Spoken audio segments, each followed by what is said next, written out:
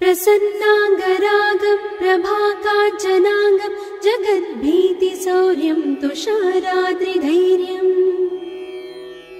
तृणीभूतहेतिं रणोद्यद्विभूतिं भजे वायुपुत्रं पवित्राप्तमित्रम् भजे पावनं भावनानित्यवासम् भजे बालभानं प्रभाचारुभासम् भजे चन्द्रिका कुन्दमन्दारहासम् भजे सन्ततं रामभूपालदासम् भजे लक्ष्मणप्राणरक्षातिदक्षं भजे तोषितानेकगीर्वाणपक्षम्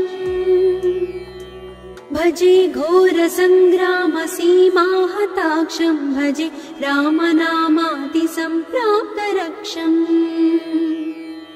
कृताभीलनादं क्षितिक्षिप्तपादम्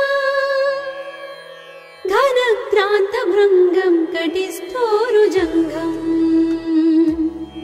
वियद्व्याप्तकेशं भुजाश्लेषितास्मम् जयश्री समेतं भजे रामदूतम्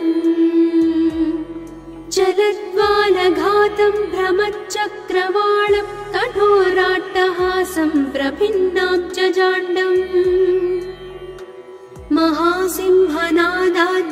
महासिंहनादाद्विशीर्णत्रिलोकं भजे आञ्जनेयं प्रभुं वज्रकायम् रणे भीषणे मेघनादे सनाधे सरोषे समारोपिते मित्रमुख्ये खगानां घनानां सुराणां च मार्गे नतं तं वहं तं हनुमन्तमीडे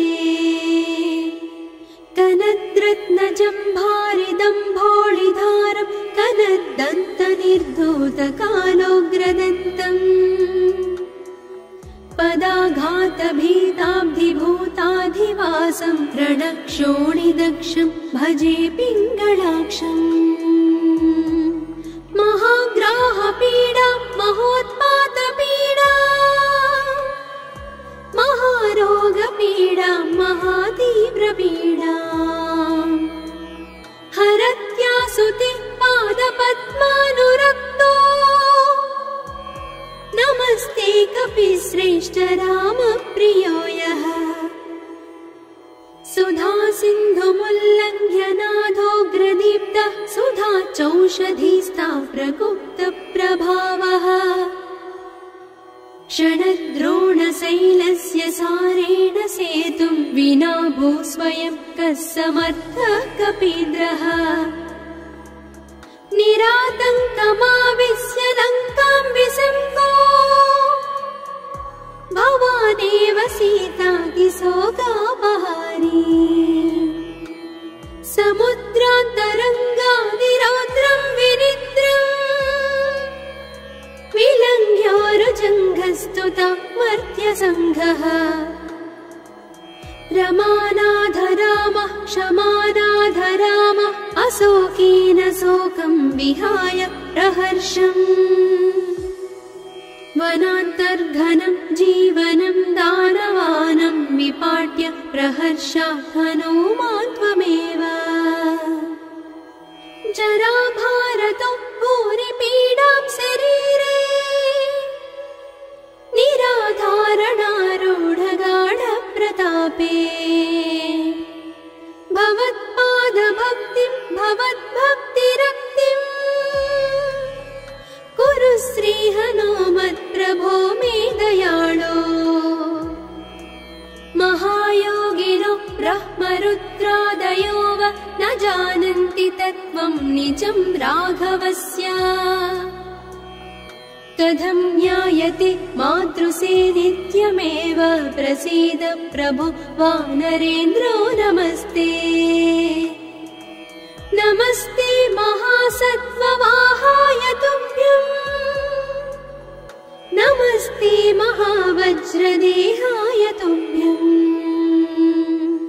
नमस्ते परीभूतसूर्याय तुभ्यम्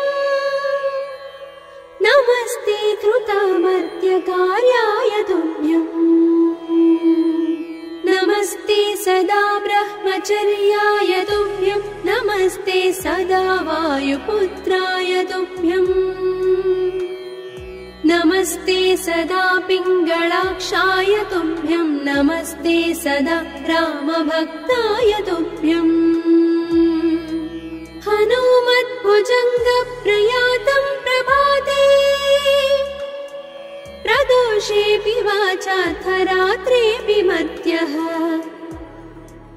पठन्नस्नतो